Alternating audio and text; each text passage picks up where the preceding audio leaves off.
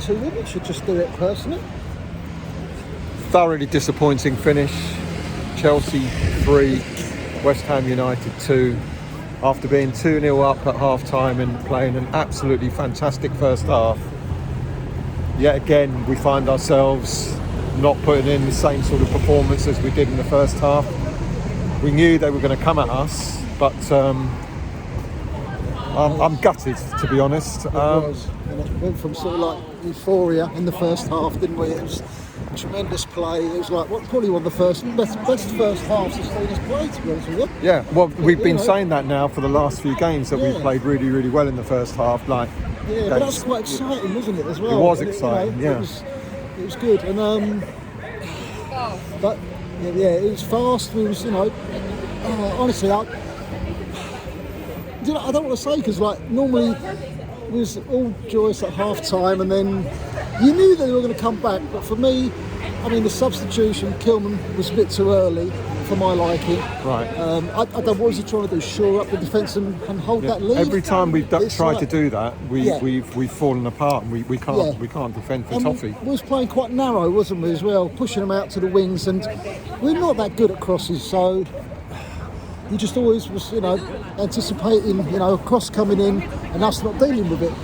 Yeah. And of course, what's it? Another header, Yeah, and basically they got all their goals from sort of balls being crossed into the box. Yeah. Whether high or low. Yeah. That's how they got all their 3 goals. Yeah. They were peppering the our 18-yard box, and we just can't. We can't defend. I wish I could say that we can, but we're really, really poor at defending. Yeah, and the substitutions, you feel like there's no one better coming on. Yeah. Traore looked a bit rusty, didn't he? He hasn't played a game for quite a long rusty. time, so obviously he was going to be rusty. Yeah, Kilman rusty. coming on, everybody started to guys behind me go, that's it, we might as well go home now, and they were kind of proved right. He made some errors, didn't he, as well? He made for the some goals. errors. So his confidence is absolutely shot. Yeah. But I think what it goes to show is that this transfer window, we've got absolutely no choice but to get ourselves another central defender, another option. Yeah, absolutely. Because now we've got Todibo missing for 3 games now. Oh, that's such a gutter. For a straight red card. Absolutely gutting, because he's been fantastic for me, He has. But he must have retaliated. I'm sure we'll see it. It's difficult to see it when you're at the stadium. It just sort of happened so quickly. But he must have retaliated to something. Yeah, he did something. In order for him to go, because he went mad. We saw him. He ran over. He went absolutely nuts. Yeah. So, Chelsea got away with. I don't know. Maybe they got away with one there. But he shouldn't have gone for Pedro's net, which is what he did. Yeah, absolutely. Yeah. That's what I didn't actually see it, but what did he do? Sort of got him round the back. Got him round the throat, I think. Yeah, round the throat. Yeah. Then what's his name? Troy. He did a big shove, didn't he? Yeah. Harry didn't get anything. But something happened there. But anyway, that's by the by. Yeah, that was just frustration towards the end of the game. It was frustration because we had that game in the bag in the first half. We played superbly. We were lively. Went at them. We were full of energy. We had all the momentum. Yes. And fine margins though still. What, that free kick we had, through to Bowen, and if only you'd have put that in, that'd have been 3-0. That would have been 3-0. The momentum, just it changes, from there on. Let me ask you then, because what I've been hearing for the last few weeks is, great, we've won games, etc. But first half we go for it, and the second half we sit back. Yeah. So I said in the game against I can't remember which way round it is now. The last 2 games we won, but one of the games we definitely sat back and allowed team to come at us, and the other game we were pressed back. Listen, Chelsea were always going to come at us. They were. So the second half. So here's the question then: in the second half, were we pressed back, or did we sit back, or was it a combination of a little bit of both? I think it's a little bit of a combination of both. Chelsea were going to always, try and press us back, but for me, we sat 5 yards too deep. Right. We needed to be a little bit more up the field. We're still going to push them out wide, because that's the setup that he had. But sitting that far back at times, they've only got to put it out to the wing, get that cross in, and then we're under pressure. Yeah. And we're not that good at dealing with crosses. So, no, we're not. And going three centre backs basically, and it just doesn't work for us, does it? It doesn't work when we were winning 2-1 at the time. You know, they got 1 goal back, we're winning 2-1, and when I think what Nuno tried to do was try to contain them, but we every time I've seen us do that, whether it be under Moyes, whether it be under Potter, whether it be under Lopetegui, and now under Nuno, we can't. We can't. It's a weak link, isn't it? It's a weak spot in our sort of our armour. We just cannot handle that pressure. And literally, I'm not sure, why we can't deal with crosses. And a lot of the time, they seem like they're sort of really sort of free headers in a way. Yeah. It's pinpoint accuracy from the crosses, and we're nowhere there to be seen. It's mad. Very disappointing on that side of things. It is because when I think about the way we played, the way we,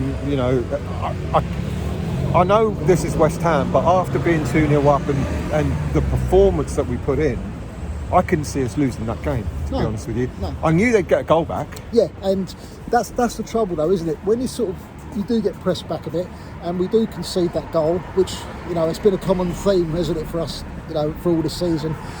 That then the momentum is going to be 100% with them. We need to find an alternative, sort of tactic to sort of deal with that sort of thing.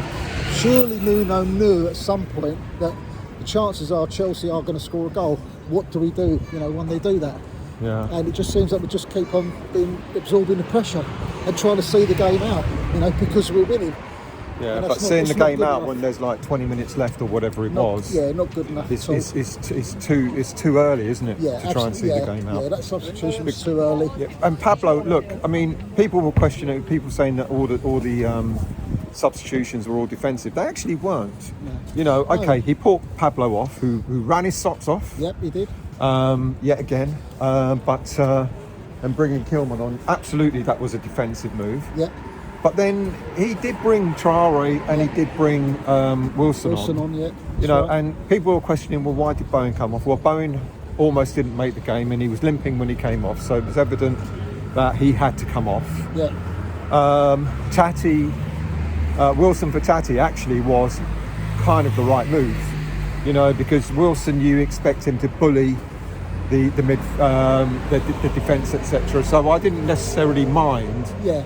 That happening, but maybe Nuno's thoughts were get that ball up to Wilson, lay it off to Traore, and then he can hopefully put a cross in, and by the time he's putting that cross in, we've got people up there.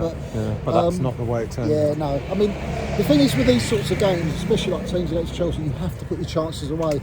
And we had chances. We did have chances. And we Bowen's had one chances. was a brilliant, great free kick. That's a fantastic free kick, where and the keeper got his leg to it. But if we'd have tucked that away, absolutely. 3-0, I don't think they would have come back from that. I think that would have been, a goal too many for them. I know they scored 3, but I think psychologically it might have been a step too far for them. But they got their goal back, their tails were up. Yep. They knew there were just 1 goal to get. They got it. Of all the players, the player that we all hate, Cucurella, got it. Yeah. And then before we knew it. Yeah, I mean, their substitutions were, they bring quality for quality. They've got the depth, haven't they? Indians, there it is. Yeah, they got the depth. It doesn't feel like we don't have that depth. Yeah. Like I said, there's no one really better coming on than when we started our first 11. Yeah. So that's it, mate. It was a disappointing end to a, what seemed to be a very, very exciting first half that.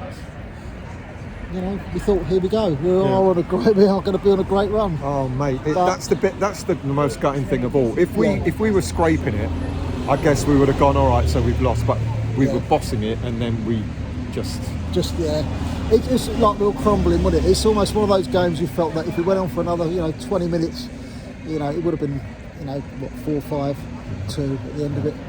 We didn't have any other gears or any other tactics sort of come out of it. We had a couple of breakaways. We had our best out there in the first half, didn't we? Yeah, our first half was superb to watch and very pleasing, but very, very gutted by the end of this game.